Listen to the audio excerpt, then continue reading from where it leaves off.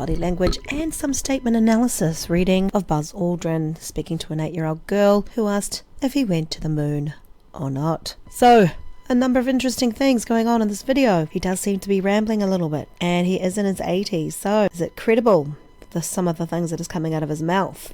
Well, that can be left up probably to a psychologist who can diagnose dementia of some kind. It could be what's going on here, and he's getting things mixed up. However, there could be an element of truth, and I'll try and figure out what he's saying and what his body is telling us in his statements. Let's have a look. Why has nobody been to the moon in such a long time? That's not an 8-year-old's question. That's my question. I want to know, but I think I know. Because we didn't go there, and that's the way it happened. So we didn't go there, and that's the way it happened. And he had his hand to his heart. So he's trying to say that's the honest truth. We didn't go there, and that's the honest truth. So, you know, if you're a conspiracy theory, you'd be going, whoa, he's just admitted that he didn't go to the moon. If you're a dementia expert or someone who thinks that this guy's in his 80s and, you know, he's an alcoholic, recovering alcoholic, there could be a whole lot of mental issues going on here at this particular time. So, let's have a look. And if it didn't happen, it's nice to know why it didn't happen, so in the future, if we want to keep doing something, we need to know why something stopped in the past that we wanted to keep it going. This is absolute kind of rambling here. He's not making a lot of sense, so the sentences aren't making sense, so to speak. So in his own mind, he's making sense. Okay, I'm going to fill in the blank here. Where he's at here is we didn't go back to the moon, and I think that's where he's situated right here with this little talk. So if we go with that in mind, let's have a look what he says again. Because we didn't go there, and that's the way it happened. And if it didn't happen, it's nice. But it's interesting how he said that twice rather than just once, which could be a slip of the tongue. He's saying this twice, which is interesting. To know why it didn't happen, so in the future, if we want to keep doing something, we need to know why something stopped in the past that we wanted to keep it going. He's not making a lot of sense. It is the way he rolls, because I have seen other videos. So it's hard to say, oh, he's definitely lying here. But it is an indication that something's amiss with the way he's placing his words and the way that it's not making sense. And he's being very vague and trying to talk kid talk here. It's not flowing. This is a truism, and you need to remember. That's before. Prior planning prevents poor performance. 4 P's. Prior planning prevents. No, it's 5. Poor performance. Did it feel like the rocket was fast when it took off? It was very... Did it feel like the rocket was fast as it took off? And he laughs. There's a bit of a laugh there, which is interesting, and a touch of the nose. So there's 2 little indicators there that tell me something's up. So that means I've got to look for more here. Very surprising that it was so gentle leaving us. So gentle leaving us. So she asked what it was like going in the rocket. I'll just go back again. We'll listen to that a bit more. It was very surprising. There's a lot of little microisms going on here, micro-mannerism. We had a little bit of disgust up here, or like he didn't really like the way that question's going. And I could see that also in another microism. Let's have a look. So he pulled down, and it's like he's not sure. So that makes sense. He's not sure, then he touches his nose, and then there's a little bit of disgust coming up here. So there's a few mannerisms going on. He doesn't like that question. It was very surprising that it was so gentle leaving us. It was so gentle leaving. Now, did he say us or just leaving? I'll just have a look. That it was so gentle leaving us.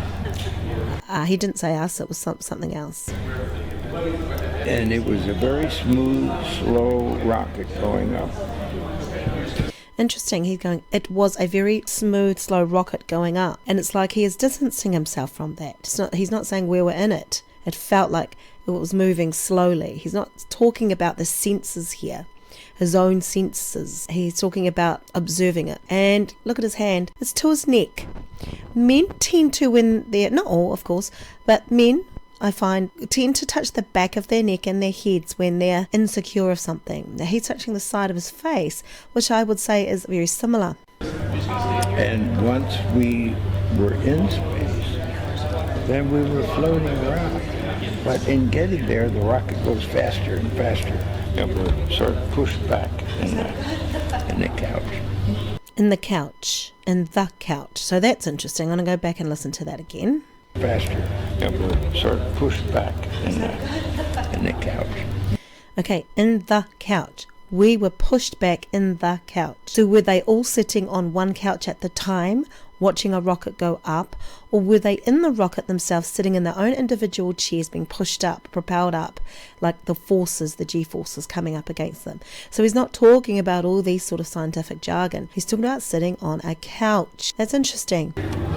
There is you would think that there is a motion, a movement, when you look out the window, but it looks like the earth is moving and you're just, it's like being high in an airplane, but much, much higher. Okay, so it's like being high in an aeroplane, but much, much higher. So he is using his senses there. And you're floating because there's no gravity. But that's just... But there's no gravity. There was a little tongue that came through in there. The tongue of, it could be a little bit dry, or it could be saying, I know something you don't know, or is displeased. A description.